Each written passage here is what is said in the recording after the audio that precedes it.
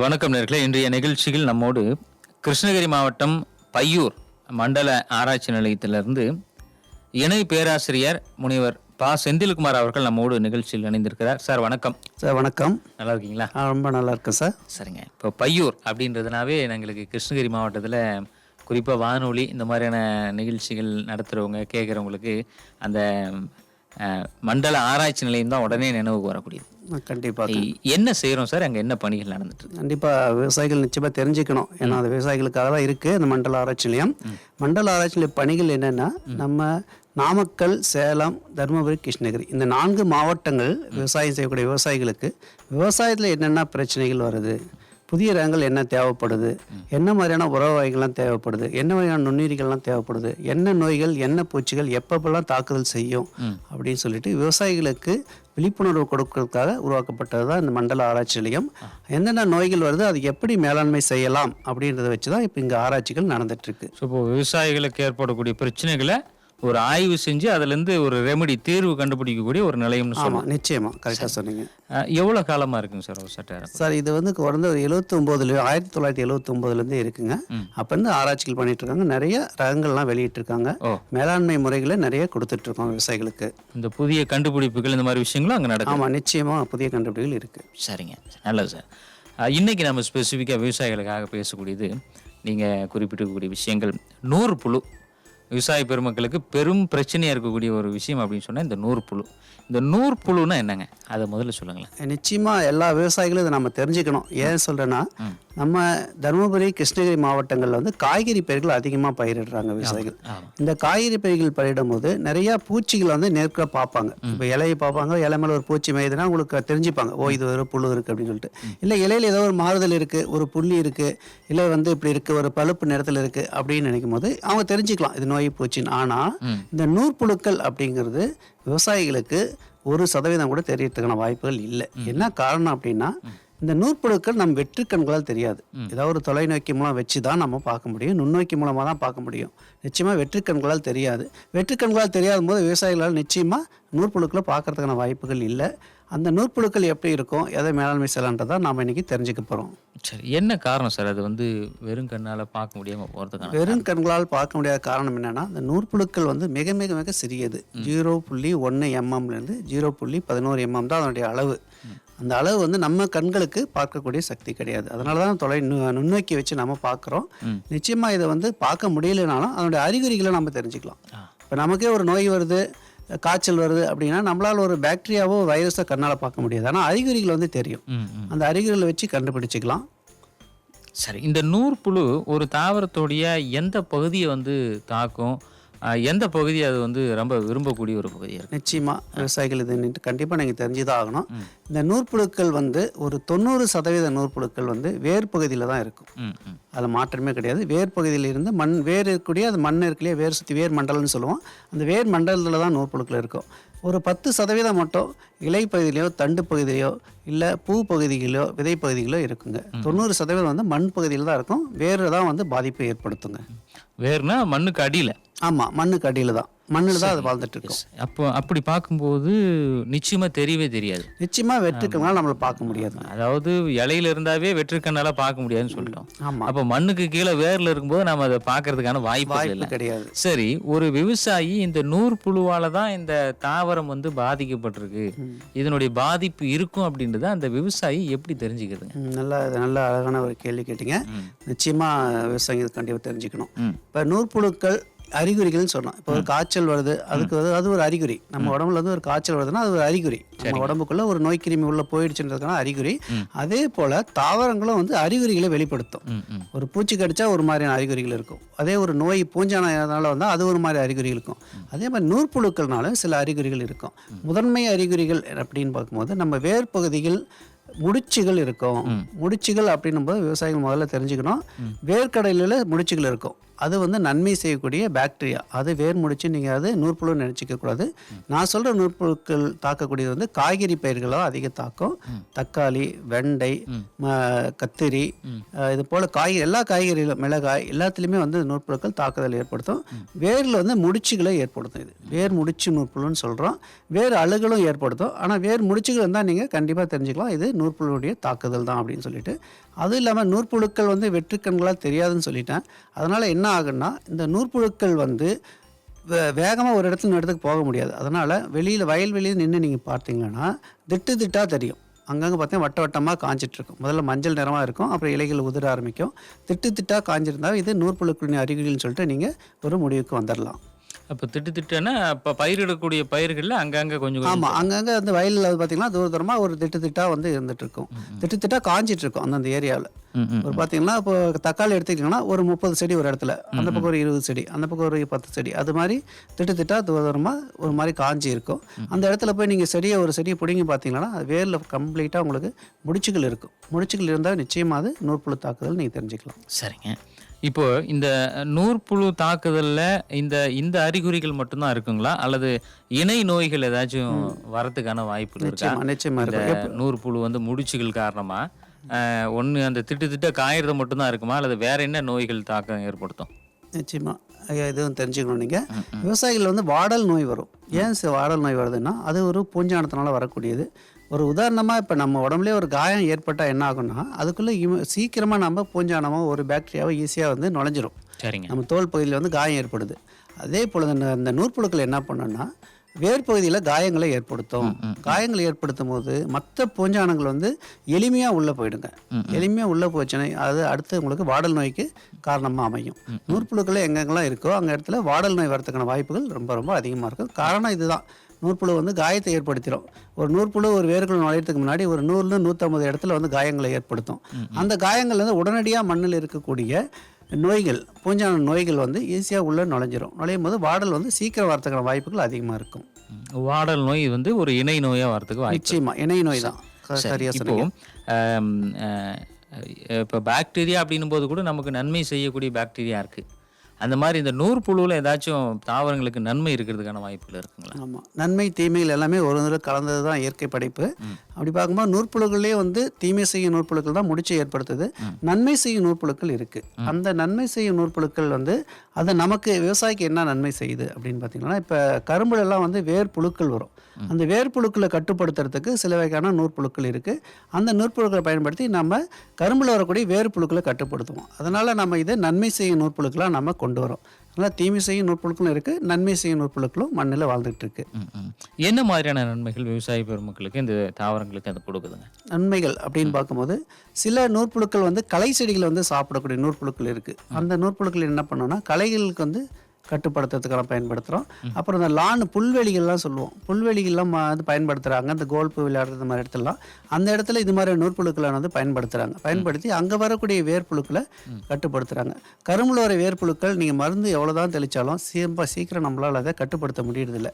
அது காரணம் என்னென்னா, நம்ம மருந்து தெளிக்கும் போது அந்த வாசனை வரும்போது அந்த வேர்ப்புழு மண்ணுக்கு அடியில் போய் மறைஞ்சிக்குது. அந்த வேர்ப்புழுவை கட்டுப்படுத்துறதுக்கு நம்ம நன்மை செய்யும் நூற்புழுக்களை பயன்படுத்தலாம். இந்த நன்மை செய்யும் நூற்புழுக்களை நாம் பவுடர் ஃபார்மில் நமக்கு கிடைக்கும். அதை எடுத்துகிட்டு வந்து தெளித்து விட்டுட்டோம்னா இது வரதுனால அந்த வேர்ப்புழுக்களை இது வந்து சாப்பிட்றோம். அப்படி சாப்பிடும்போது விவசாயிகளுக்கு வந்து கரும்பில் வரக்கூடிய வேர்ப்புழுக்களை கட்டுப்படுத்துறதுக்காக நல்ல ஒரு யுக்தியாக இதை நம்ம பயன்படுத்தலாம். இந்த நன்மை செய்யும் நூற்புழுக்கள் நிச்சயமாக விவசாயிகளுக்கு பயன்படும். இப்போது களைகள் அழிப்பதற்கு இந்த நூற்புழுக்கள் பயன்படுது, நன்மை தருது அப்படின்னு சொன்னீங்க. அப்போ அது குறிப்பிட்ட அந்த களைகளுக்கு மட்டும்தான் அந்த நூற்புழு தாக்கம் இருக்குமா, அது எப்படிங்க? ஆமாம், குறிப்பிட்ட களைகளுக்கு தான். எல்லா களைகளுக்கும் நம்ம அதை வந்து பயன்படுத்த முடியாது. சில குறிப்பிட்ட களைகளுக்கு மட்டும் தான் கொண்டு வரலாம். ஒரு உதாரணம் சொல்லலாம்.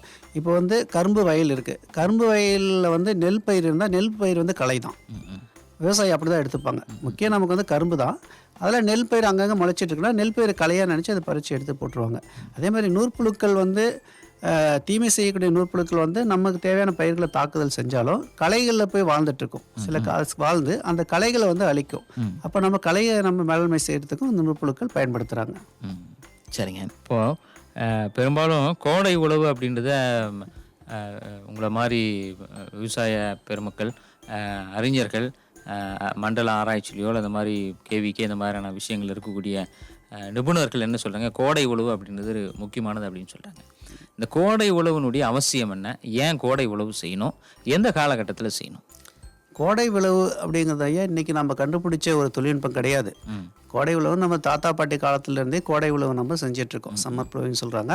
இந்த கோடை உழவுனால் வந்து நூற்புழுக்களுக்கு மட்டும் கிடையாதுங்க, எல்லா வகையான நோய் ஏற்படுத்தக்கூடிய பூஞ்சானங்கள், பாக்டீரியாக்கள், மற்ற பூச்சி வகைனங்கள் எல்லாமே மண்ணுக்குள்ளே தான் வாழ்ந்துட்டுருக்கு. அப்போ என்ன செய்யறோன்னா மண் வந்து ஒரு போர்வை மாதிரி ஆகிடும். நம்ம விவசாயம் செய்ய போர்வை மாதிரி ஆகிடும். கோடை உழவுன்றது என்னென்னா அதை வந்து களைச்சி விடுறோம், அவ்வளோதான். கீழே ஒரு 2 அடிக்கு கீழே இருக்கிற மண்ணை வந்து மேலே கொண்டு வரும்.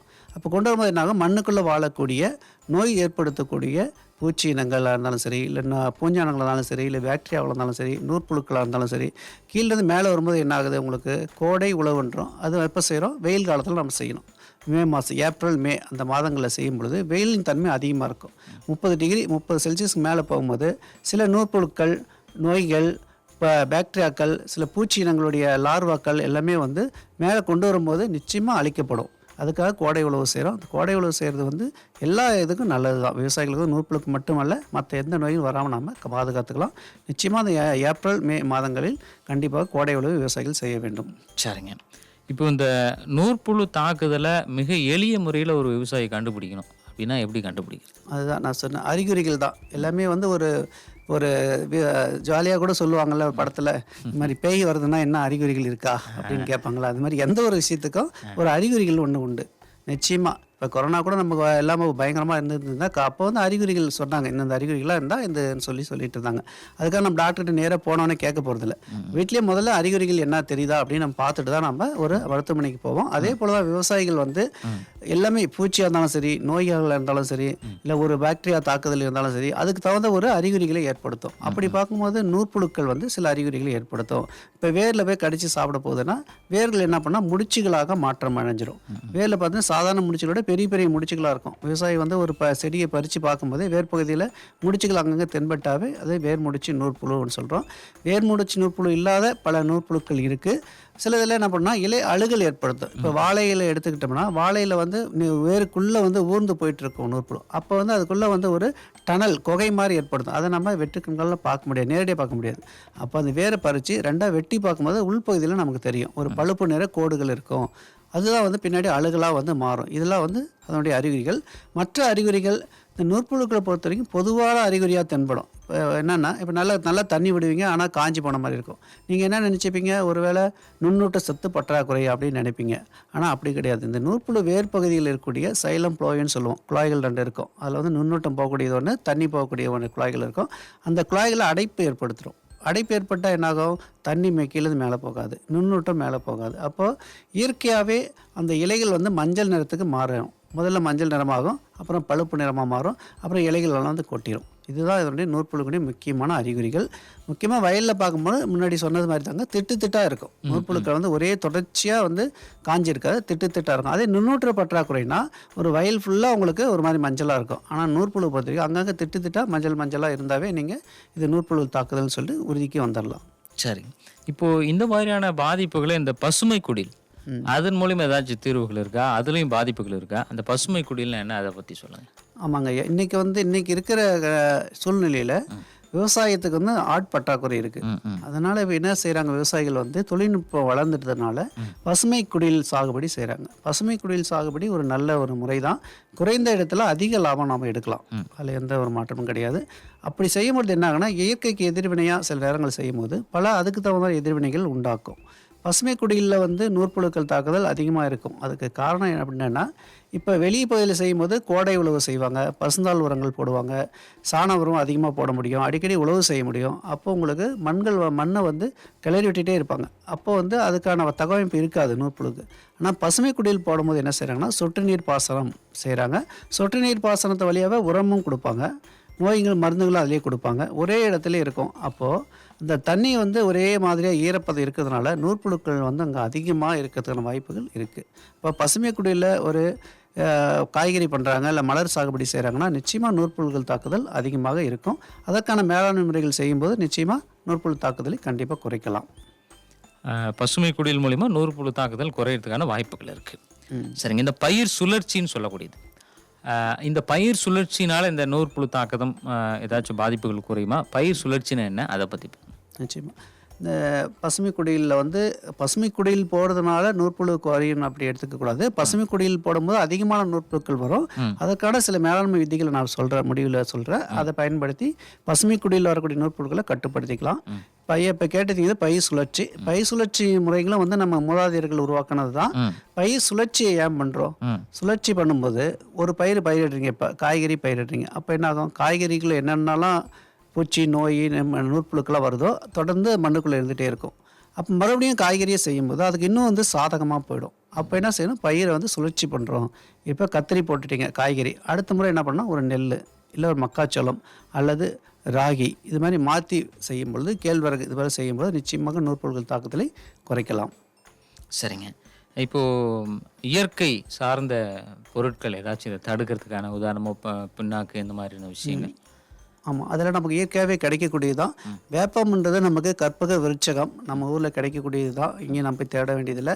வேப்பம் பிண்ணாக்கு வந்து நிச்சயமாக வேப்ப இலை கரைசல் நிறைய நம்ம பயன்படுத்துகிறோம். நூற்புழுக்களுக்கு வேப்ப புண்ணாக்கு வந்து நம்ம பயன்படுத்தலாம். வேப்பம் புண்ணாக்கு எப்படி பயன்படுத்துனா ஒரு வெரைட்டியாக செயல்படுது. இப்போது பயிரில் வந்து ஏன் நூற்புழு வருது? அந்த வேர்ப்பகுதியிலேருந்து வரக்கூடிய ஒரு வாசனை அல்லது வாசனை திரவியங்கள் அது மூலமாக ஈர்க்கப்படுது, பயிருக்கு வந்து ஈர்க்கப்படுது. அப்போ நான் அந்த இடத்துல நீங்கள் வேப்ப புண்ணாக்கை நீங்கள் போட்டுட்டிங்களா வேர்ப்பகுதியில், நிச்சயமாக அந்த வாசனை வந்து குறையும். இது வந்து விரட்டியாக செயல்படும். வேப்ப புண்ணாக்கு வந்து ஒரு ஹெக்டருக்கு 2.5 ஏக்கருக்கு ஒரு 500 கிலோ 200லேருந்து இல்லை ஒரு 500 கிலோ நீங்கள் பயன்படுத்தினீங்கன்னா நிச்சயம் நூற்புழுக்களை இந்த வேப்ப புண்ணாக்கு விரட்டும்.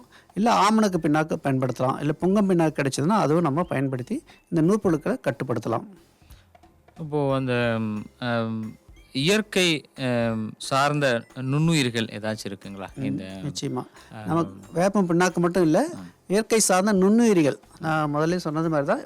எது ஒரு நல்ல விஷயம் இருந்தாலும் அதுக்கு ஒரு எதிர்ப்பான ஒரு விஷயம் இருக்கும். அதே போல் இது ஒரு நுண்ணுயிரி தான். அதுக்கு தகுந்த மாதிரி ஒரு எதிரி பார்த்திங்கன்னா பாக்டீரியாவில் இருக்குது. சூடோமோனாஸ் அப்படின்னு சொல்லக்கூடிய பாக்டீரியா, இல்லை பேசிலஸ் அப்படின்னு சொல்லக்கூடிய பாக்டீரியாவை நம்ம பயன்படுத்தலாம். 2.5 கிலோ 2 கிலோ ஒரு ஹெக்டருக்கு 2.5 ஏக்கருக்கு நம்ம பயன்படுத்தலாம். அது மட்டும் இல்லாமல் பூஞ்சானங்களும் இருக்குது. பெசிலோமைசிஸ் லைலாசனஸ் சொல்கிறோம். அந்த பூஞ்சானங்களை வந்து 5 கிலோ ஒரு ஹெக்டருக்கு நாம் வேப்பம் பிண்ணாக்கு அல்லது ஃபார்மேட் அப்படின்னு சொல்லக்கூடிய தொழு உரத்தோட நன்றாக கலந்து ஒரு 15 நாட்கள் நிழலில் வந்து உலர்த்திடணும். 15 நாள் கழிச்சுட்டு நீங்கள் பயன்படுத்தும் போது நிச்சயமாக இந்த பூஞ்சானம் இந்த நூற்புழுக்களை கட்டுப்படுத்தும். சரிங்க. எல்லாத்துக்குமே ஒரு முக்கியமான ஒரு விஷயம், நிலம் பார்த்து விதைக்கணும் அப்படின்ற ஒரு விஷயங்கள் இருக்குது. நல்ல நிலம் பார்த்து அந்த நிலத்திற்கு ஏற்ப விதைத்தல் அப்படின்றது ரொம்ப முக்கியம். இப்போது அனுபவத்தில் சில விவசாய பெருமக்கள் பெரும்பாலும் அனுபவ ரீதியாக செஞ்சிட்ருக்காங்க. இப்போ கொஞ்சம் தொழில்நுட்பங்களும் கலந்து வரதுனால ஒரு புதுசாக ஒருத்தர் இல்லை ஒரு படித்த இளைஞர் சரி நாமளே விவசாயம் செய்வோம் அப்படின்னு வராருன்னு வைங்களேன், என்ன முதல்ல செய்யணும்? இந்த முதல்ல நம்ம இருக்கிற மண் வந்து சரியாக தரமாக இருக்கா? அதெல்லாம் அவர் கொஞ்சம் படித்ததுனால அதுலேருந்து வரணும்னா என்ன செய்யணுங்க? முதல்ல ஒரு புதிய விவசாயி, அனுபவம் இல்லாத ஒரு விவசாயி தொடங்கணும்னா இந்த மண் பரிசோதனை இந்த மாதிரி விஷயங்கள்லாம் இருக்கா? ஒரு படிநிலைகள் சொல்லுங்களேன். நிச்சயமாக விவசாயி வந்து இப்போ தான் அனுபவம் இல்லை. இப்போலாம் இளைஞர்கள் வந்து விவசாயத்துக்கு அதிகமாக வரதில்லை. வந்தால் தான் வரவேற்கணும் நாம். ஏன்னா நம்ம நாடு வந்து இந்தியா வந்து விவசாய நாடு. நமக்குடைய முதுகெலும்புன்னு சொல்கிறோம் விவசாயத்தை. முதுகெலும்பு இல்லைன்னா நம்ம ஒன்றுமே செய்ய முடியாது. உங்களை மாதிரி பெரியவங்க நிலையத்தில் பேசும்போது, வானொலியில் பேசும்போது அதில் கேட்டுட்டு யாராச்சும் இளைஞர்கள் சரி ஐயா சொல்கிறதும் சரியாக இருக்கே அப்படின்னு இறங்குனாங்கன்னா அவங்களுக்கான ஒரு வழிகாட்டுதலாக இருக்குமே. நிச்சயமாக நம்ம கண்டிப்பாக வரணும். ஏன்னா விவசாய நாடு நம்ம நாடு விவசாயத்தை நம்பி இருக்கு. விவசாயம் தான் நம்முடைய மூலதனம். அதனால் கண்டிப்பாக வரணும். வர இளைஞர்களுக்கு வந்து இன்றைக்கி வந்து நிறைய வந்து விவசாய படிப்பு படிச்சுட்டு வராங்க. படிக்காத வேறு படிப்பு படிச்சுட்டு பொறியியல் படிச்சுட்டு வரவங்க, மருத்துவம் படிச்சுட்டு வரவங்க கூட இன்றைக்கி விவசாயம் செய்கிறாங்க. சந்தோஷமான விஷயந்தான். வந்தோடனே நமக்கு என்ன மூலம்? விவசாயத்துக்கு மூலம்னா மண் தான், தாய். மண் தான் நமக்கு தாய். அதை நாம் வந்து நல்லபடியாக வச்சுக்கணும். அதுக்கான மண் மாதிரி உள்ள வரும்போதே ஃபஸ்ட்டு நீங்கள் தெரிஞ்சுக்க வேண்டியது மண் தான். எந்த அளவுக்கு மண் நல்லா இருக்கோ அந்த அளவுக்கு நம்ம விவசாயம் பண்ண முடியும். அப்போ அந்த மண் மாதிரி வந்து எடுக்கிறதுக்கு பல விதமான முறைகள் இருக்குது. மன்னிக்கணும் குறுக்கிடுக்கு. ஒரு இடம் வாங்குகிறோம் புதுசாக, சரி விவசாய நிலம் வாங்கலாம், ஒரு ஏக்கராவோ 2 ஏக்கரா வாங்கலான்னு போது எப்படி அதை தீர்மானிக்கிறது மண் தான். நீங்கள் மண்ணை வந்து மாதிரி எடுக்கணும், பரிசோதனை பண்ணணும். மண்ணை மாதிரி எடுத்துகிட்டு வந்து நீங்கள் எங்கேயுமே அலைய வேண்டியதில்லை.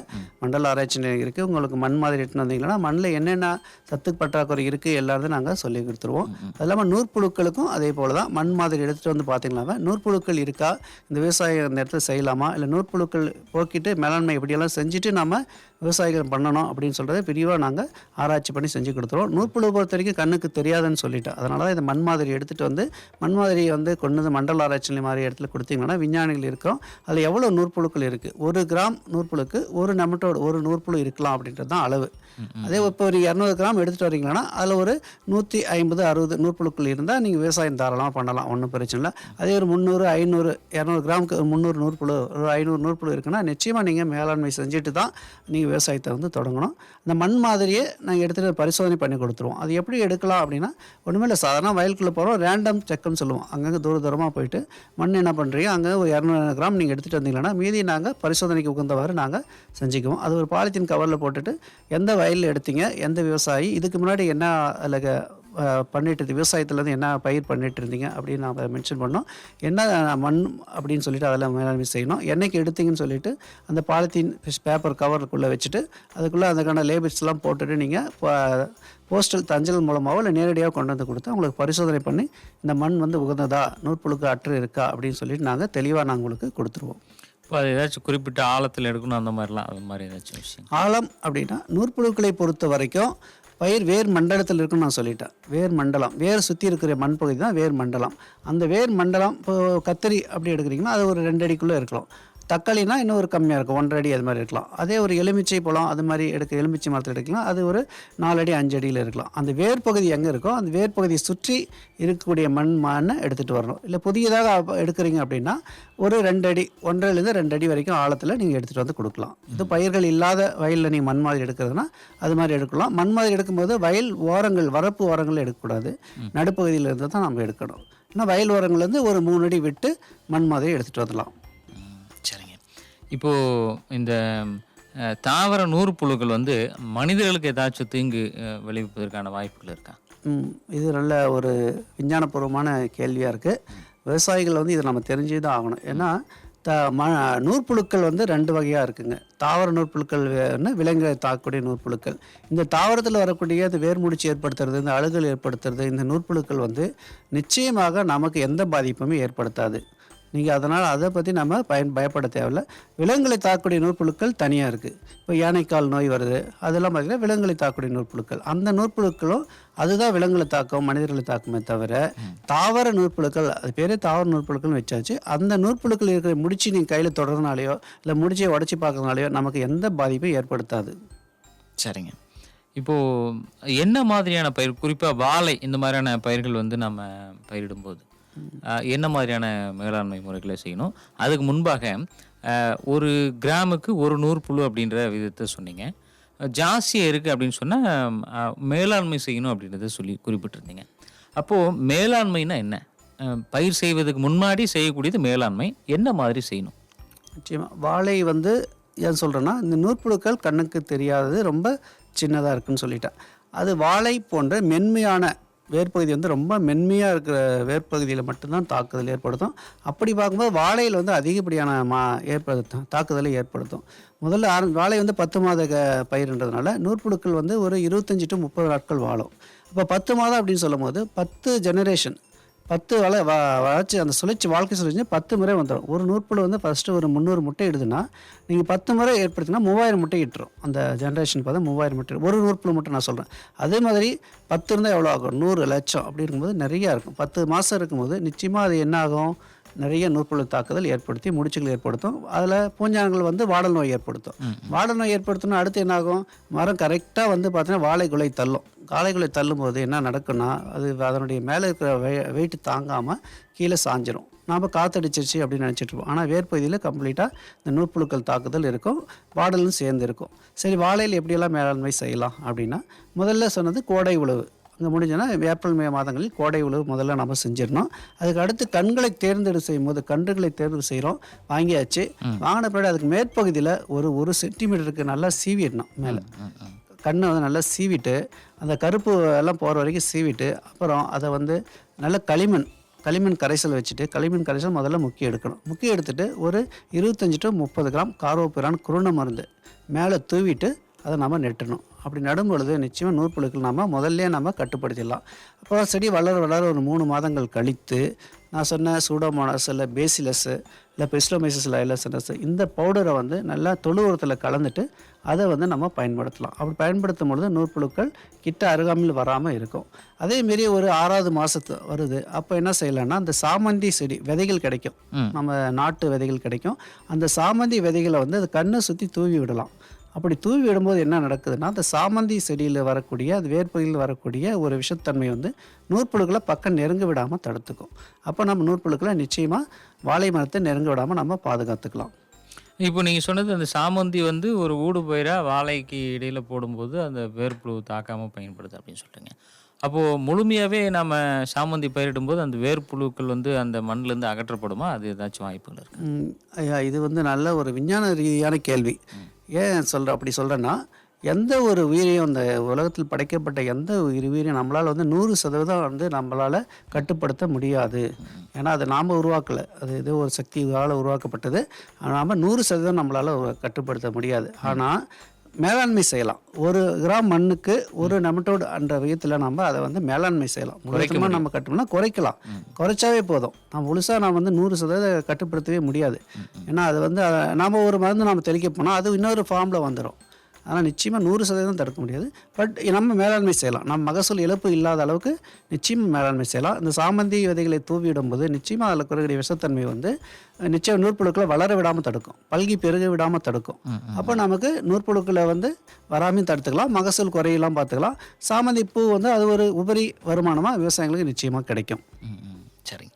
இப்போது நீங்கள் காய்கறி பயிர்கள் மட்டும்தான் நம்ம இந்த நூற்புழு தாக்கம் இருக்குமா, இல்லது மலர் சாகுபடி அந்த மாதிரி பூக்கள், உதாரணமாக சம்பங்கி இந்த மாதிரியான விஷயங்கள் எப்படி? சம்மங்கி நீங்கள் அதை பற்றி கண்டிப்பாக தெரிஞ்சுக்கணும். ஏன்னா நம்ம தருமபுரி கிருஷ்ணகிரி மாவட்ட விவசாயிகள் சம்மங்கி வந்து ஒரு முக்கிய பணப்பயிராக பயன்படுத்திகிட்டு இருக்காங்க. அந்த சம்மங்கியை பொறுத்த வரைக்கும் என்னென்னா 1 வருஷம் 2 வருஷம் கூட அப்படியே விட்டுட்டு தினமும் வந்து அறுவடை செஞ்சு அதலான பணம் கிடைக்குது. அப்படி கண்டினியூவாக இருக்கும்போது தொடர்ச்சியாக ஒரு பயிர் செய்யும் பொழுது நிச்சயம் அதில் நூற்புழுக்கள் தன்மை அதிகமாகும். அது சம்மங்கி வந்து வேர்பகுதி நீங்களே பார்த்தா ரொம்ப மென்மையாக இருக்கும்.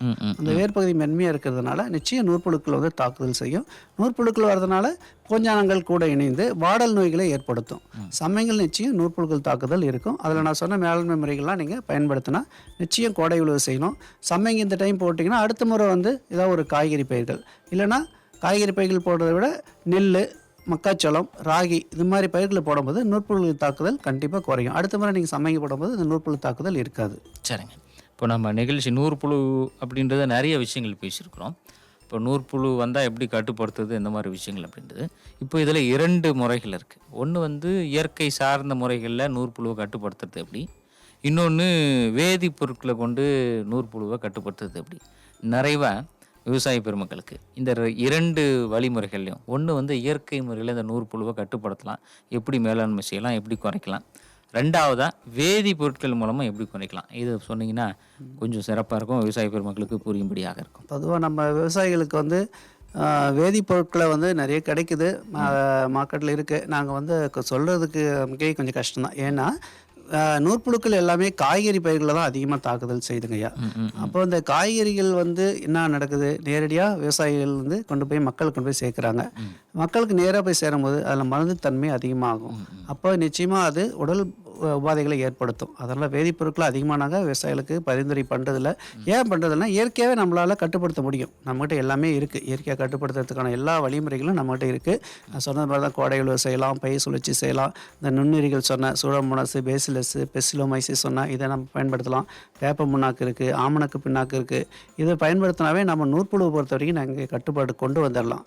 அதேமாரி விவசாயிகள் அதிகமான தாக்கல் ஏற்படுத்துச்சு. இப்போ பசுமை குடியெல்லாம் உங்களால் இயற்கை முறையில் முழுவதுமாக உங்களால் கட்டுப்படுத்த முடியாது. அது மாதிரி இடத்துங்களில் வந்து குருணை மருந்துகள் கிடைக்குது.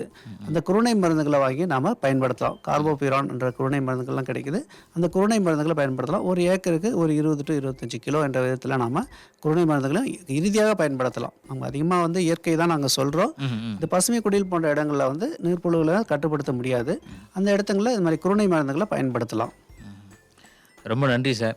ஒரு குறிப்பிட்ட ஒரு பகுதி எடுத்து நூற்புழு அப்படின்ற ஒரு விஷயத்தில் ஒரு தெளிவான ஒரு விளக்கங்கள் விவசாய பெருமக்களுக்கு கொடுத்துருக்கீங்க.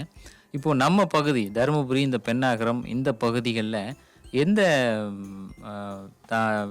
விளைபொருட்களுக்கு இந்த தாக்குதல் ஜாஸ்தியாக இருக்குன்னு நீங்கள் உங்களுடைய அனுபவத்தில்? ஆமாம், நம்ம பகுதிகளில் வந்து அதிகமாக காய்கறி மலர்கள் நிறைய பண்ணுறோம், வாழைகள் இடத்துல பண்ணுறாங்க. இந்த காய்கறி பயிர்களும் முக்கியமாக எல்லா காய்கறி பயிர்களும் நூற்புழு தாக்குதல் இருக்கும். குறிப்பாக தக்காளி, வெண்டை, கத்திரி, மிளகாய் இதில் வந்து நூற்புழு தாக்குதல் மிக மிக அதிகமாக இருக்கும். மலர் பயிர்களில் வந்து சம்பங்கி அந்த மலர் பயிரில் வந்து அதிகமாக நம்ம பார்த்துட்டு இருக்கோம். கொய்யா இப்போ வளிமலை இப்போ வந்து கொய்யா செடிகளில் அதிகமாக நூற்புழுக்கள் தாக்குதல்களும் இருக்குது. அதான் இந்த பயிர்கள்லாம் நூற்புழு தாக்குதல் வரும். எப்பயுமே நம்ம வருமுன் காக்கணும். எப்போ வந்த பின்னாடி நம்ம யோசிச்சு இப்படி பண்ணுறதை விட வருமுன் காப்பது தான் தாளச்சிறந்தது. வந்த பின் காப்பதை விட வருமுன் காக்கணும். வருமுன் காக்கிறதுக்கு என்ன பண்ணணும்னா இதுதான் கோடை உழவுகள், பயிர் சுழற்சி முறைகள் இதெல்லாம் செய்யும்போது நிச்சயம் வருமுன் நாம் காப்பாற்றலாம். விவசாயிகள் நிச்சயமாக இப்போ சொன்ன மேலாண்மை முறைகளை பயன்படுத்தினா நம்ம காய்கறி பயிர்களையோ மலர் பயிர்களையோ இல்லை வாழையிலையோ கொய்யாவிலையோ வரக்கூடிய நூற்புழுக்களை நிச்சயமாக நாம் கட்டுப்படுத்த முடியும்.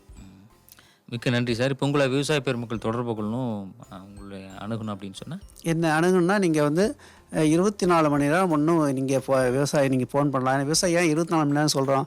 விவசாயிகள் பார்த்தீங்கன்னா உழவு சந்தையெல்லாம் பார்த்தீங்கன்னா 3 மணிக்கெலாம் வந்துடுறாங்க, 2 மணிக்கெலாம் வந்துடுறாங்க. அதனால் விவசாயிகள் வந்து நான் ஒரு தொலைபேசி தரேன், செல்பேசி, அந்த நம்பரை எடுத்துக்கோங்க. நீங்கள் எப்போ வேணாலும் என்னை தொடர்பு கொள்ளலாம். உங்களுக்கு உதவி செய்கிறதுக்காக தான் நாங்கள் இருக்கோம். நம்பர் வந்து 94 4 2 4 0 7 460 9442407 ஆமாங்க. இந்த 9424247460 அப்படின்ற எண்களை தொடர்பு கொண்டால் நமக்கான பதில்கள் காத்துட்ருக்கு. நம்முடைய பையூர் மண்டல ஆராய்ச்சி நிலையத்தினுடைய குறிப்பாக நூற்புழுவினுடைய இணை பேராசிரியர் செந்தில்குமார் அவர்கள் நம்மளோட உங்களுக்கு விவசாய பெருமக்களுக்கு உண்டான சந்தேகங்களுக்கு பதிலளிக்கிறதுக்காக எந்த நேரமும் தயாராக இருக்குன்னு சொல்லியிருக்காரு. சொல்லுங்கள் சார், நிறைவாக விவசாய பெருமக்களுக்கு நீங்கள் சொல்லக்கூடிய செய்தி ஒரு பேராசிரியராக சொல்லுங்கள். ஆமாம், சுழன்றும் ஏர் பின்னது உலகம் அப்படின்னு சொல்லுவாங்க. இந்த உலகமே வந்து விவசாயத்துக்கு பின்னாடி தான் சுற்றிட்டு இருக்குன்னு சொல்லுவாங்க. அப்போ விவசாயம் வந்து எவ்வளோ ஒரு முக்கியத்துவமானது திருவள்ளுவரே சொல்லியிருக்காரு. ஆனால் நிச்சயமாக விவசாயிகள் இன்றைய சூழ்நிலையில் வந்து இளைஞர்களுக்கு நான் என்ன சொல்கிறேன்னா, விவசாயிகள் வந்து விவசாயத்தில் லாபம் இல்லை அப்படின்னு சொல்லிட்டு வேறு ஒரு தொழிலுக்கு போகிறீங்க. வேறு தொழில் செய்கிறது தப்புன்னு சொல்லலை, பட் விவசாயத்தை நாம் கைவிட்டுறக்கூடாது. உங்களுக்கு விவசாயத்து சம்மந்தம் என்ன சந்தேகங்கள் இருந்தாலும், இல்லை மார்க்கெட்டிங்களுக்கு பிரச்சனை இருக்குது, விவசாயம் பண்ணிடுறோம், மார்க்கெட்டிங்களுக்கு பிரச்சனையாக இருக்குது, எங்களால் மகசூல் எடுக்க முடியல, எங்களுக்கு லாபம் வரல அப்படின்னு நீங்கள் திட்டிங்கன்னா இந்த நம்பருக்கு தொடர்பு கொள்ளுங்கள். விவசாயம் வந்து என்றைக்கும் நம்மளை கைவிடாத ஒரே ஒரு தொழில் விவசாயம் தான். ஏன்னா முதல்ல மனிதன் ஆரம்பித்த தொழில் விவசாயம் தான். மற்ற எந்த தொழிலுமே இல்லை. விவசாயம் இல்லாமல் இந்த உலகம் கிடையாது. விவசாயம் நிச்சயம் உங்களை கை கொடுக்கும். உங்களுக்கு குறைகள் இருக்கோ அந்த குறைகள் நிவர்த்தி செய்ய நாங்கள் இருக்கோம். அதற்கான தொலைபேசி எண் கொடுத்தாச்சு. நீங்கள் எந்த நேரத்தில்னாலும் என்னை நீங்கள் தொடர்பு கொள்ளலாம். உங்களுக்கான பதில் வந்து உடனடியாக கிடைக்கும். நன்றிங்க சார், மிக நன்றி. உங்களுடைய நேரத்தை செலவு பண்ணி நம்முடைய மருதன்வெள்ளி சமுதாய வானொலியின் மூலமாக இந்த பகுதியைச் சேர்ந்த விவசாய பெருமக்களுக்கு அற்புதமான விஷயங்கள், குறிப்பாக நூற்புழு குறித்தான நிறைய விஷயங்களை நீங்கள் கொடுத்துருக்கீங்க. மருதன்வெள்ளி சமுதாய வானொலியின் சார்பாக உங்களுடைய அந்த சேவை, உங்களுடைய பணி மேலும் மேலும் சிறப்படி எங்களுடைய அன்பான வாழ்த்துக்களை தெரிவிச்சுக்கிறோம். மிக்க நன்றி. நன்றி, வணக்கம்.